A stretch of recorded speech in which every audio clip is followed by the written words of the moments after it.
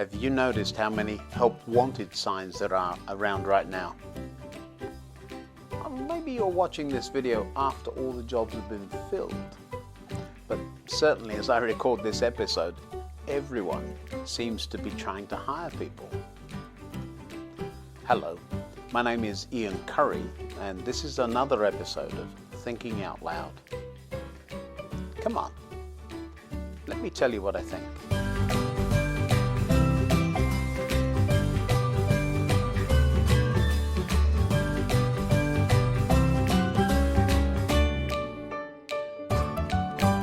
Hello. I could get myself into all sorts of trouble speculating about why there are so many job openings right now, couldn't I? As most of you know by now, I work for a major airline and fly as part of aircraft crew. Or sometimes I work as an instructor, teaching other crew how to do what I do. Every day I meet all sorts of interesting people and have a lot of fun. Well, mostly we have fun. One of the things that seems to be happening in the air is that people talk to strangers much more than they ever would, usually. I expect that's because they're stuck sitting right next to someone for as long as the flight is, and so they might as well chat to a stranger. They do all sorts of other unusual things too, but that's a story for another day. Oh, isn't it awful? You just can't get the help. All these days, people don't want to work. Or if I'm in chatting range, is this your usual route? Flight crew get asked the funniest questions. But that too is a subject for another video on another day.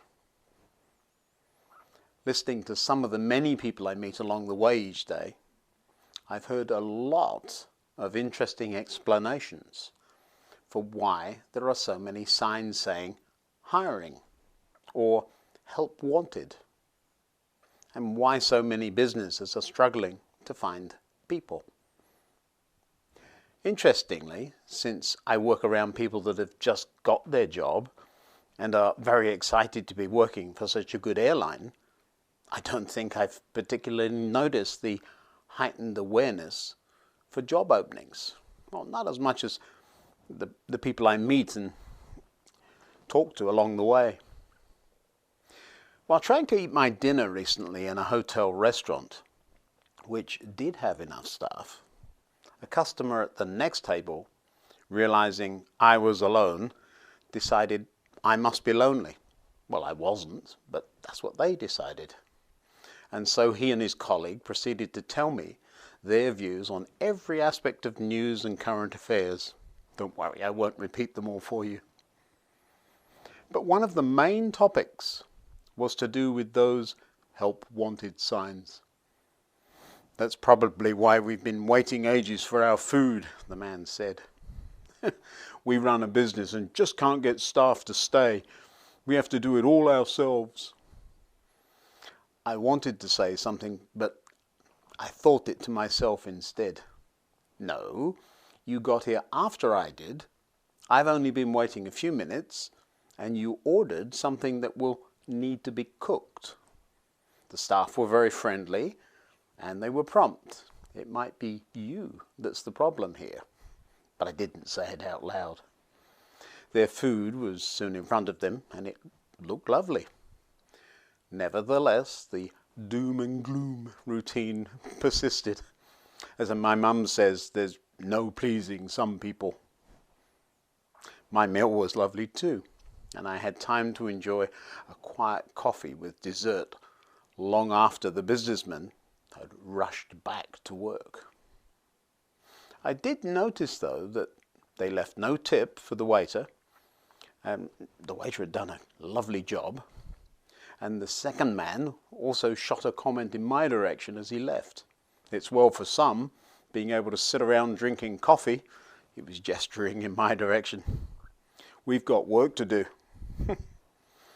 It occurred to me that I don't think I'd want to work for that pair, no matter how much they paid or how interesting their business might be. Perhaps that was why that particular business was struggling for staff. I'd made a few observations, but wondered what they did.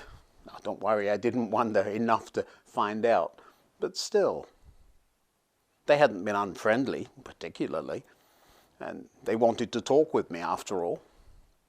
But they were gloomy people who didn't leave a tip for their waiter.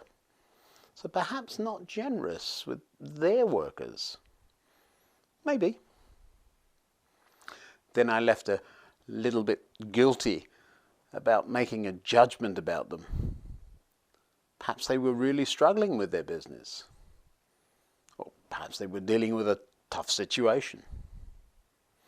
But then I looked at my lovely coffee, ordered another cup, and thought to myself, if this past year has taught me anything, it's taught me that there is more to life than working every hour that God sends.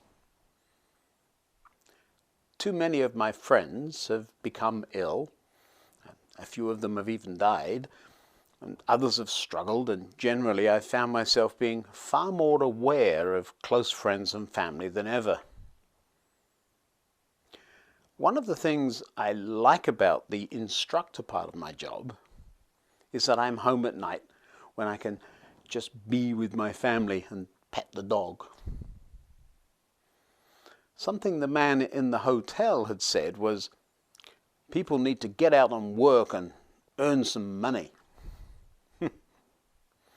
Now, I'd been reading earlier that day, and the words I'd read rang in my head as I thought about my dinner encounter. There was I, enjoying a relaxed early dinner after working a flight in the early morning. I was quite content not to do anything else that day except enjoy life for the rest of the day. There were the businessmen hustling and working at a frantic pace and not seeming to be enjoying anything much. And they were also implying I needed to get out and earn some money. Yet true godliness with contentment is itself great wealth. After all, we brought nothing with us when we came into the world, and we can't take anything with us when we leave it. So, if we have enough food and clothing, let us be content. I love how the Bible so often makes so much sense, and right after I read something like that, to have a lovely example of how it works in practice, that was fun. I wonder if I'm not the only one who's been reassessing how much time we spend working and how little time we spend with those we claim are important to us. Perhaps that has something to do with those help wanted signs. Possible, I suppose. Certainly, I would be content not to be in the rat race those businessmen seem to be trying to hire people for. Later on in that same passage is another paragraph. Teach those who are rich in this world not to be proud and not to trust in their money, which is so unreliable. Their trust should be in God, who richly gives us all we need for our enjoyment. Tell them to use their money to do good. They should be rich in good works and generous to those in need, always being ready to share with others. That is certainly an interesting twist, isn't it? There we are, being asked to teach those who are rich not to trust in their money. I wonder if me being relaxed over a lovely coffee and a nice piece of carrot cake taught anyone anything. Or did I need to use my words? Certainly, demonstrating to others what we claim is important actually is important might be a good start. But for me, well, the next step would be to take a few more days off and sit with that same coffee at home, watching the deer eat the lawn, perhaps. If you've enjoyed this video, please pass it on to your friends and click that subscribe button.